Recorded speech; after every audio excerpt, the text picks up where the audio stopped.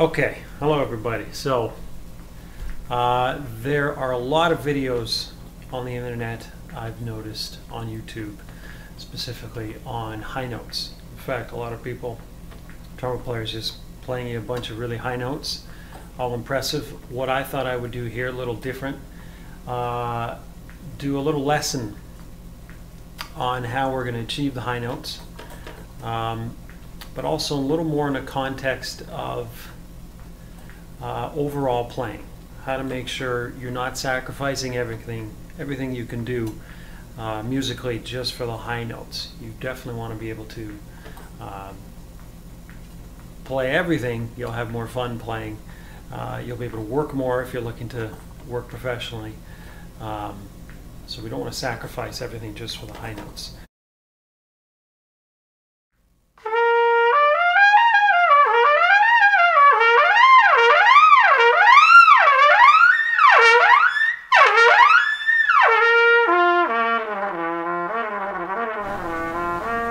Okay, so let's talk fundamentals.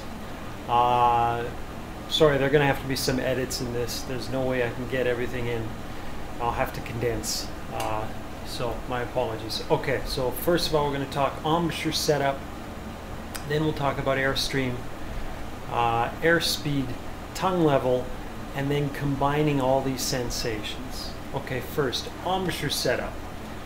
First thing we must do is we must set up our embouchure in a fashion that we can buzz. Lips closed. You could try this, say M, and then buzz. M. Now, idea is we want, when we start playing, there has to be a bit of a seal, but we don't want too much pressure up here. This will stop the buzz. We want the pressure point to be here, below the lip if possible. Of course, this will vary from person to person.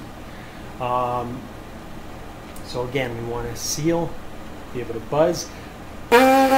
This is our reed. This is what vibrates and causes the sound. So we can't have too much pressure on the top.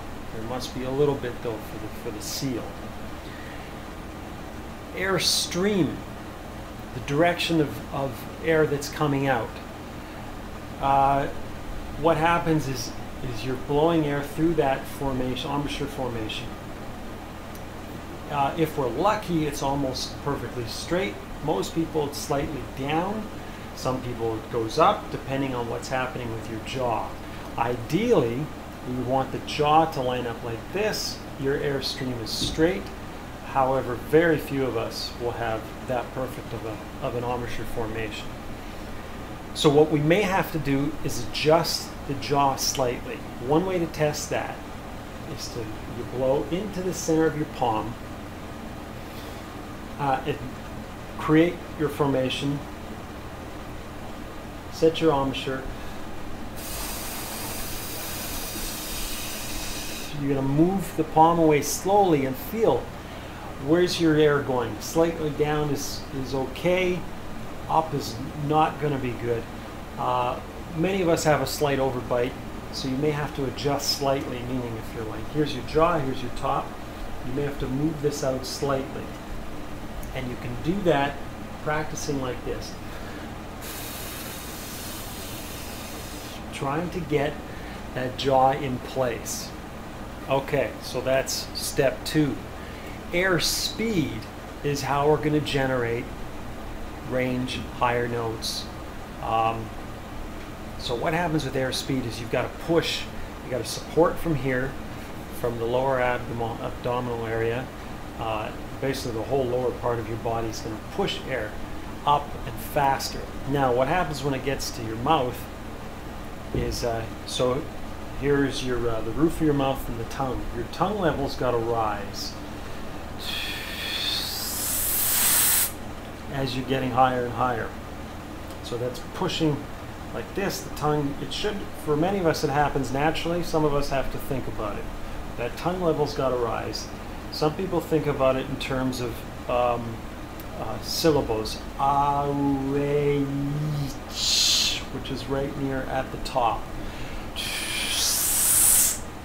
So tongue level, that's got to happen. As that's happening, you're pushing all that air faster. the chops have to hold. And that's where these muscles come in, and they have to just squeeze and hold and yet allow that top lip to vibrate unimpeded. It's got to still be able to vibrate. So meaning we can't apply too much pressure to the top lip, even though we're going to need some more pressure. So that's what we want again. More pressure here if we can. Okay. Then we have to combine all these sensations together all at once. And that's where it gets tricky.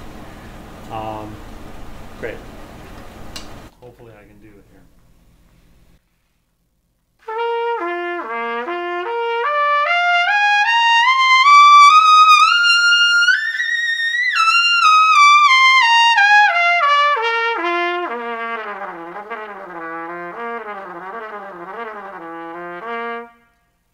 Make sure we can still get nice sounding bottom end too.